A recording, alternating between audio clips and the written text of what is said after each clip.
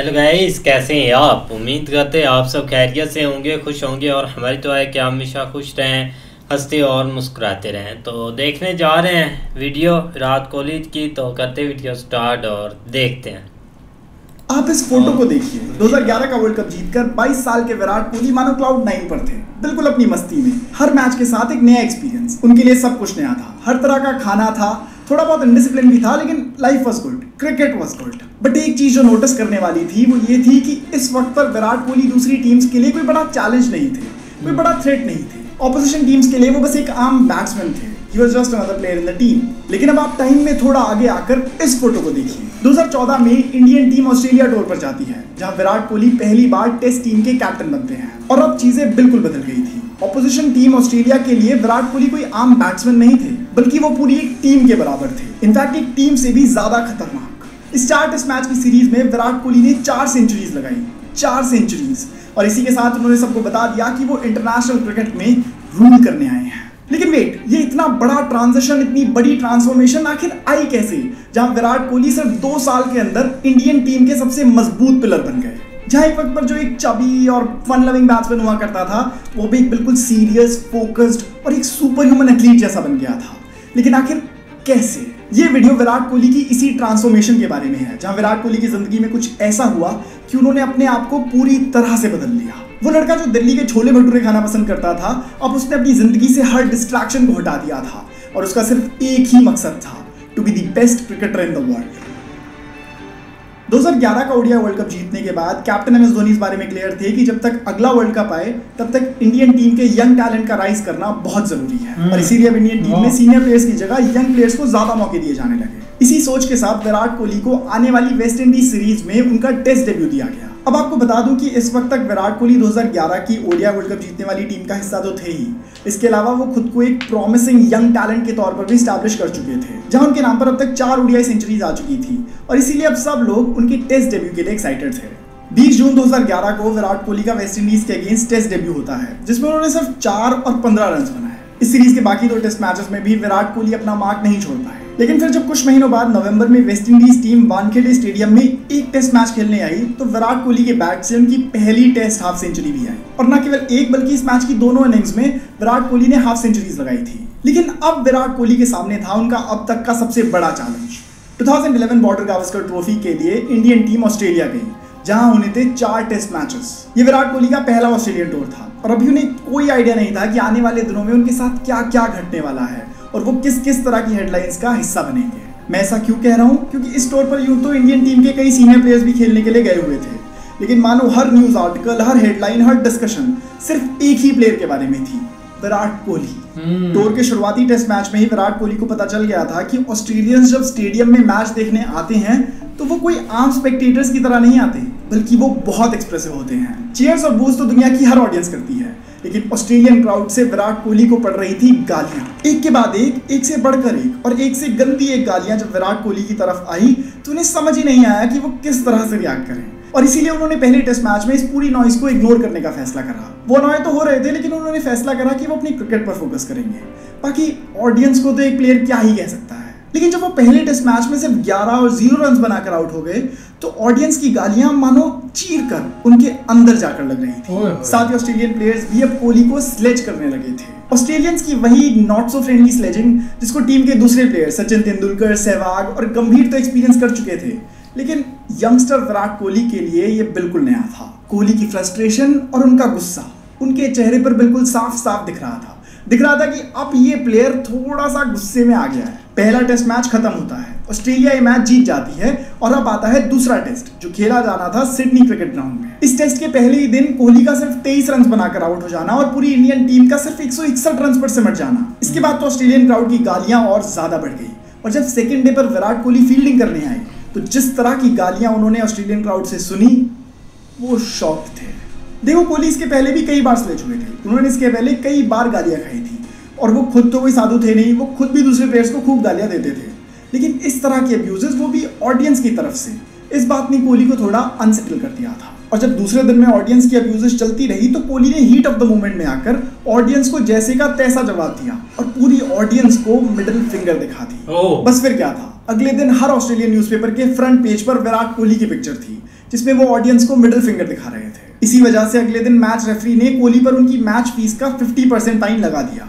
अच्छा, वैसे मैंने रिसेंटली इंडियन टीम की एक बहुत अमेजिंग जर्सी खरीदी और उसके लिए मैंने पे किया उन पैसों से जो मैंने बिनोमो पे ट्रेडिंग करके कमाए थे। जैसे कि आपको पता है कि बिनोमो एक ट्रेडिंग प्लेटफॉर्म है जहां पर आप डेली बेसिस पर अर्न कर सकते हो। जैसे ये एक ट्रेडिंग ग्राफ है और हमें बस प्रेडिक्ट करना है कि ये ऊपर जाएगा या नीचे। अब जैसे मुझे लगता है कि ये ऊपर जाएगा और देखो हमने ऑलरेडी प्रॉफिट्स कमा लिए सिर्फ ये प्रेडिक्ट करके कि ये ऊपर जाएगा। ऐसे ही आप भी अर्न कर सकते हो। और अगर आप एक बिगिनर हो और आपको ट्रेडिंग सीखनी है तो आप इजीली डेमो अकाउंट से वो भी सीख सकते हो, जहां आपको डेमो अकाउंट में $10,000 मिलेंगे और एक बार उनको यूज करने के बाद आप फिर रियल मनी के साथ भी ट्रेड कर सकते हो।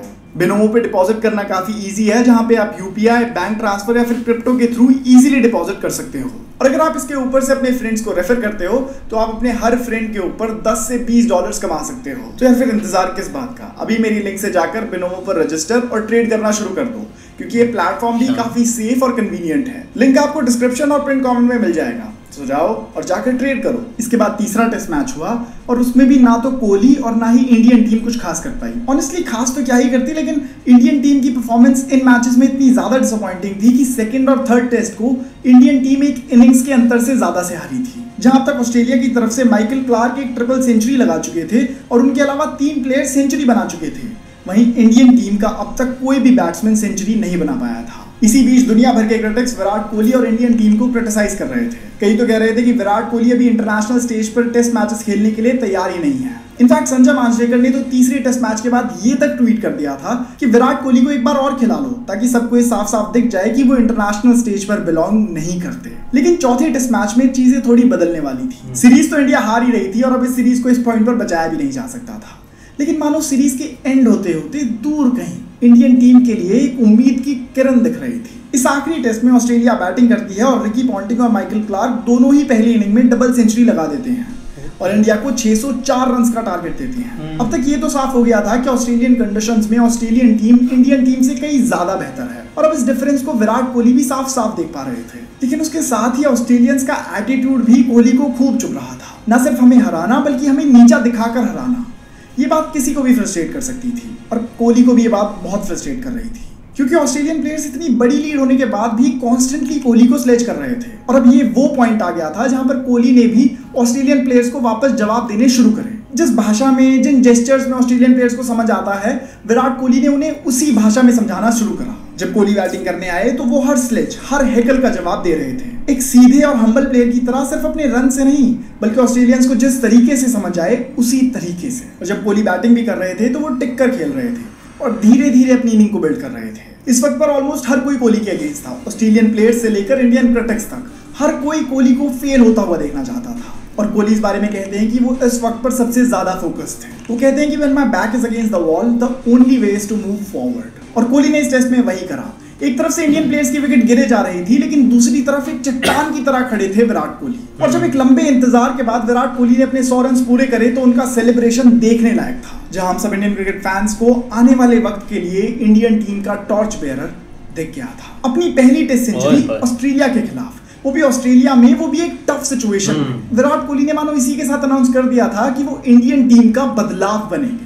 इस मैच में कोहली 112 रन बनाकर आउट हुए और सीरीज में 300 रन बनाकर इंडियन टीम के लिए लीडिंग रन गेटर बने। इस सीरीज के साथ ही कोहली का क्रिकेट को लेकर पर्सपेक्टिव बिल्कुल बदल गया था। इस सीरीज में कई बार ऐसा भी हुआ कि इंडियन टीम की तरफ से सिर्फ एकमात्र कोहली ही थे जो ऑस्ट्रेलियंस के अगेंस्ट एक स्ट्रॉन्ग फाइट पुट अप कर रहे थे और बाकी इंडिया की पूरी टीम ऑस्ट्रेलियंस के आगे बिखर गई थी। तो इससे कोहली को ये तो समझ आ गया था कि इस वक्त पर इंडियन टीम की हालत ऑस्ट्रेलियंस के कंपैरेटिवली काफी कमजोर है। अब तो हम कुछ भी गए, लेकिन उस वक्त पर हमारी टीम ऑस्ट्रेलियंस की टक्कर की नहीं थी, फिर चाहे वो खेलने के तरीके में हो या फिर ट्रेनिंग के तरीके में हो। और इस सीरीज के दौरान ही कोहली को यह भी रियलाइज हुआ कि जब वो बैटिंग करने के लिए वॉक करके जाते थे तो ऑस्ट्रेलियन खेमे में उनके लिए रिस्पेक्ट नहीं थी, उनकी बैटिंग का खौफ नहीं था। वो चाहते थे कि उनकी बैटिंग और बॉडी लैंग्वेज इस तरह की हो कि जब वो बैटिंग करने जाएं तो दूसरे खेमे में उनके लिए रिस्पेक्ट और डर हो कि अगर हमने इस प्लेयर को आउट नहीं करा तो मैच हमारे हाथ से निकल जाएगा।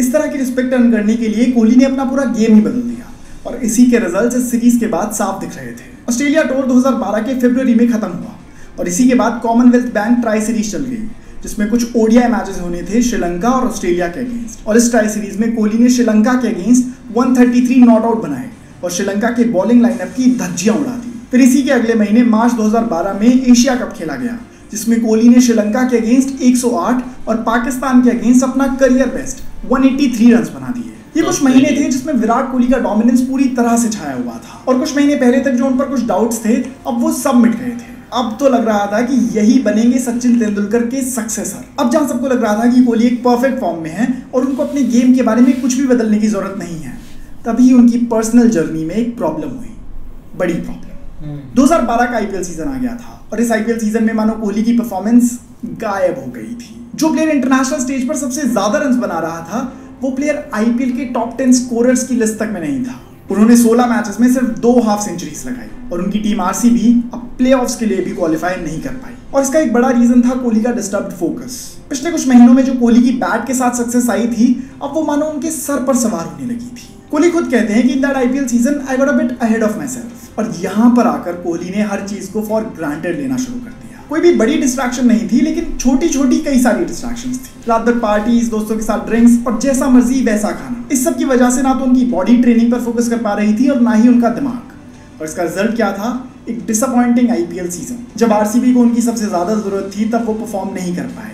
और यही फीलिंग जो उन्हें आती थी जब वो अपनी टीम को मैच नहीं जिता पाते थे, ये फीलिंग उन्हें अब अंदर से खाने लगी थी। लेकिन अभी भी उन्हें पता नहीं था कि उन्हें इस चीज को ठीक करने के लिए क्या करना है। लेकिन उनके लिए सर के ऊपर पानी जाने जैसी सिचुएशन हो गई आरसीबी के आखिरी मैच में, जब टीम के हारने के बाद वो अपने रूम में गए और उन्होंने खुद को शर्टलेस मिरर के आगे देखा तो खुद के आउट ऑफ शेप होने से वो बड़ा ही डिस्गस्टेड महसूस करने लगे। अब उन्हें अपनी हर प्रॉब्लम साफ साफ दिख रही थी। उन्हें दिख रहा था कि एक इंटरनेशनल प्लेयर जो क्रिकेट को हाईएस्ट लेवल पर खेलता हो वो ऐसा तो नहीं दिखना चाहिए। और यहीं से उनकी ट्रांसफॉर्मेशन की शुरुआत हुई। अगली सुबह से उनके लिए सब कुछ बदल गया। इसी दिन से उन्होंने जंक फूड बिल्कुल खाना बंद कर दिया। खुद एक बिग टाइम फूडी होने के बावजूद उन्होंने अपनी डाइट को अच्छे से रेगुलेट करना शुरू करा। अपने हर एक्शन में डिसिप्लिन को लाया और अपनी हर एक मूव को मॉनिटर करना शुरू कर दिया। उन्होंने अपनी जिंदगी की छोटी से छोटी मूव्स को मॉनिटर करना शुरू करा और जो एक्शंस और जो हैबिट्स उनके गेम को अल्टीमेटली हैम्पर कर रहे थे उन हैबिट्स को अपनी जिंदगी से एलिमिनेट करना शुरू करा। और इस पॉइंट पर हम क्रिकेट फैंस ने कुछ ऐसा विटनेस करा जो इंडियन क्रिकेट में इससे पहले कभी नहीं हुआ था। हर मैच के साथ ही हम एक और अग्रेसिव और फोकस्ड विराट कोहली को देख रहे थे। ऐसे विराट कोहली जो टीम में अपनी रिस्पॉन्सिबिलिटी को समझते थे और मुश्किल से मुश्किल सिचुएशन में से टीम को जीत की तरफ निकाल कर ले जाते थे। और फिर तो एक ऐसा भी पॉइंट आया जहां पे टीम में सीनियर प्लेयर्स वीरेंद्र सहवाग, सचिन तेंदुलकर और गौतम गंभीर थे, लेकिन फिर भी फैंस सबसे ज्यादा एक्साइटेड विराट कोहली की परफॉर्मेंस को देखने के लिए रहते थे। हर कोई देखना चाहता था कि विराट कोहली की अगली मूव क्या होगी। और अगले 2 सालों में हमने जो देखा वो वाकई अमेजिंग था। अगले 2 सालों में विराट कोहली पूरी तरह ट्रांसफॉर्म कर चुके थे। उन्होंने 2014 के एंड तक 5 टेस्ट सेंचुरीज लगाई और साथ ही ओडीआई में तो इस बीच उन्होंने 10 सेंचुरीज लगा दी थी। 10। इसी बीच इंडियन टीम का वो ट्रांजिशन फेज भी हुआ जहां पुराने प्लेयर्स ने रिटायरमेंट ली और रोहित शर्मा, शिखर धवन, भुवनेश्वर कुमार जैसे यंगस्टर्स टीम के मजबूत पिलर्स बने। यहीं पर आया 2014 का ऑस्ट्रेलिया टूर, जहां पर इंडियन टीम एक बार फिर बॉर्डर गावस्कर ट्रॉफी के लिए ऑस्ट्रेलिया गई। एक बार फिर ऑस्ट्रेलिया ने ये सीरीज जीत ली, लेकिन इस बार 4 मैचेस में से 2 मैचेस ड्रॉ हुए और 2 मैचेस ऑस्ट्रेलिया ने जीते।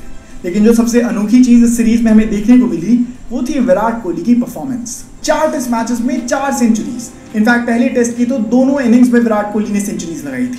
इसी सीरीज में पहली बार विराट कोहली टेस्ट कैप्टनसी भी कर रहे थे और इसी सीरीज के तीसरे टेस्ट मैच में MS धोनी ने अपनी टेस्ट क्रिकेट से रिटायरमेंट अनाउंस कर दी थी।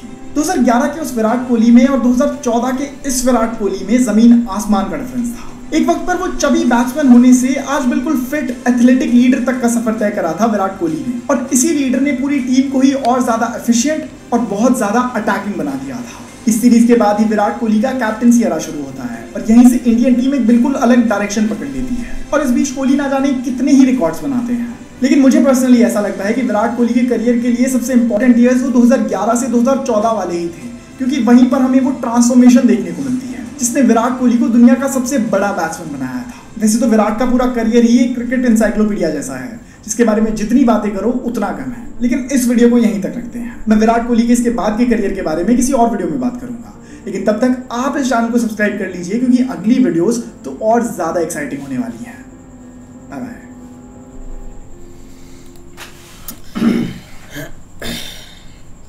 बिल्कुल यार, बहुत ही कमाल की वीडियो भाई ने बनाई है और स्पेशली जो एक 2011 से लेकर 14 की बातें उन्होंने बताई है ना, वो वाकई बहुत मतलब उनके लिए वो मुश्किल था। जब वो ऑस्ट्रेलिया के बारे में बता रहे हैं ना, उनका जो टूर था टेस्ट मैच का, तो वो बहुत ज़्यादा मतलब उसी वक्त देखा जाए तो उनके लिए तो काफ़ी मुश्किल होगा। जैसे आप फील्डिंग करने जाते हैं, पीछे से एक लड़का बोल जाए, एक बंदा बोल जाए, तो आप का ऐसे रूह काम जाती कि पता नहीं यार इसने मुझे ऐसे क्यों बोल दिया। अब पूरे ग्राउंड में बैठे हुए लोग, आप जिस साइड पे जा रहे हैं उस साइड पे ही आपको वही बातें सुनने को मिले, पीछे से गाली, पीछे से ऐसे एक आपकी बेइज्जती, वो चीज़ें आपके लिए ना बहुत ज़्यादा मुश्किल होती हैं।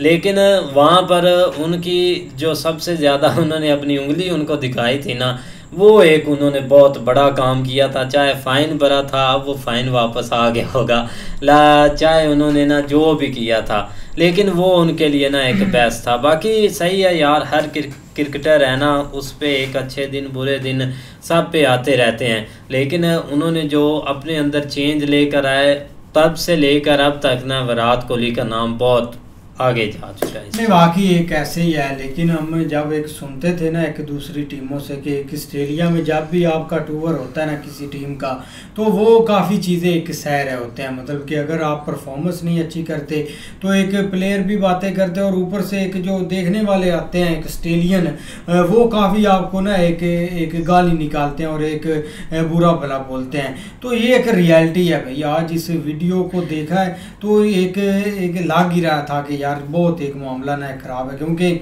एक ग्राउंड में एक प्लेयर को खड़े एक कार के पीछे से गाली निकालना, ये बहुत एक ना इंसल्ट होती है प्लेयर की, और प्रेशर बहुत प्लेयर ले जाता है। लेकिन फिर भी एक विराट कोहली को क्या पता था कि उसने आगे जाकर एक क्रिकेट का भाई एक भगवान बन जाना है। तो वही बात हुई भाई, एक सचिन तेंदुलकर के भी आज सारे रिकॉर्ड उन्होंने तोड़ दिए, और ऊपर से एक हम शॉर्ट्स में देखते थे कि ऑस्ट्रेलिया को वो कैसे एक आके निकालते थे। तो वो यही एक दौर था, यही एक टूर था उनका जिसमें ये सारी चीज़ें एक हो रही थी। क्योंकि एक जब एक पता उनको चल गया था ना कि अभी एक विराट कोहली के पास पावर है, अगर वो कुछ एक आपने उनको छेड़ा तो वो आपके ना एक मैच पास से लगा देगा, लिहाजा आप चुप ही रहें। तो अब जब भी एक ऑस्ट्रेलिया के एक बैट्समैन या एक बॉलर मिलते हैं ना, तो वो एक रिलैक्स होकर मिलते हैं। मतलब कि उनकी भी एक बॉडी लैंग्वेज एक चेंज होगी, क्योंकि पहले हर टीम में यार एक गैंगस्टर होते थे सारी टीमों में। मतलब कि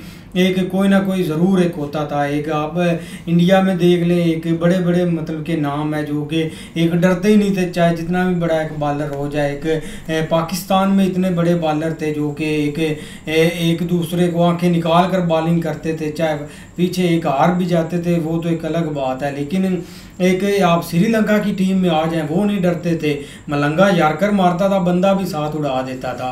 तो वो तो सारी टीमें मतलब कि एक हैवी थी, तब ऐसा एक दौर था। लेकिन अभी चीज़ें काफ़ी एक चेंज होंगी, क्योंकि इसका बड़ा रीज़न ये है कि एक लीग वगैरह स्टार्ट होगी, बीच में इनका आना जाना हो गया, इकट्ठे खेलने लगे। तो इस चीज़ ने ना काफ़ी एक चेंजिंग की है सबको। नहीं बिल्कुल ऐसे ही है। लेकिन ये कि एक अच्छी एक वीडियो भाई ने बनाई है उनकी लाइफ के ऊपर, लेकिन यहाँ पे जो सबसे एक आम चीज़ उन्होंने बताई है ना, वो यही है कि जो ऑस्ट्रेलिया टूर था वो एक काफ़ी शॉकिंग था। उसकी वजह ये थी कि यार ये पता नहीं किस चीज़ के बने हुए हैं ये गोरे, ये इंसानों को इंसान ही नहीं समझते। ये शुरू से ही आप देख लो इनकी एक मेंटालिटी ऐसी रही है। लेकिन असल बात होती है कि आप जिस प्लेटफॉर्म पे है ना, वहाँ पे आप एक कुछ ऐसा करें कि जिसकी वजह से इनकी ज़ुबान बंद हो। लेकिन हमने भाई एक देखा है विराट को, उन्होंने भाई एक इनको चुप भी करवाया। ठीक है, एक एट अ टाइम कुछ चीज़ें एक पॉसिबल नहीं होती, लेकिन फिर भी उन्होंने उस वक़्त भी एक सेंचुरी बनाई थी, जो कि एक उनके लिए काफ़ी एक शॉकिंग था कि एक बंदे को हमने इतना टारगेट किया, उसके बावजूद वो भाई एक अपनी सेंचुरी कर गया। चाहे एक वो एक मैच हारना वो एक अलग चीज़ होती है, लेकिन वो एक टाइम ऐसा था जब भाई एक ऑस्ट्रेलियन टीम काफ़ी हैवी थी, जो कि खासकर एक टेस्ट से एक रेलिवेंट उनका जो एक जो था ना उस वक्त सितारा, वो बहुत हाई लेवल के ऊपर था। उसी वक्त जब इंग्लैंड और ऑस्ट्रेलिया का मैच होता था, वो भी एक लोग एक जो है ना वो बड़े एक तम्बल एक डिफरेंट तरीके से देखते थे कि ये एक काफ़ी देखने वाले, तो सेम टू सेम उस वक्त था। लेकिन विराट ने भाई आके इन चीज़ों को एक थोड़ा सा उनको चुप भी बाद में करवाया। ऐसे अपनी एक देखो ना, एक क्रिकेट में ऊंच नीच होती रहती है, कोई भी एक इंसान की लाइफ है ना, तो उसमें वो थोड़ा बहुत एक टाइम आता है कि खता खाता है, कि थोड़ा बहुत जब वो देखता है, मतलब एट अ टाइम एकदम जो कुछ चीज़ें ऐसी सामने आती हैं वो एक बिखरने की कोशिश भी करता है और बिखर भी जाता है, लेकिन बाद में उसको जो लोग भाई समेट जाते हैं ना, वो फिर सारी लाइफ के लिए एक ऐसे सितारे बनते हैं या स्टार बनते हैं कि उनको फिर कोई एक नीचे नहीं गिरा सकता। सेम टू सेम यही चीज़ एक विराट ने की, बाद में उन्होंने भाई अपने आप को संभाला और देख लो कि किस तरह फिर उन्होंने एक अभी तक उनका नाम एक बजता है और एक लोग अभी भी एक उनको देखने को भाई तरसते हैं, लेकिन अच्छे तरीके से उन्होंने भाई अपने आप को फिर मनवाया था। बिल्कुल, तो उम्मीद करते हैं आपको वीडियो पसंद आएगी। अगर पसंद आए वीडियो को लाइक, चैनल को सब्सक्राइब ज़रूर कीजिएगा। मिलते हैं नई वीडियो के साथ, तब तक के लिए अल्लाह हाफिज़।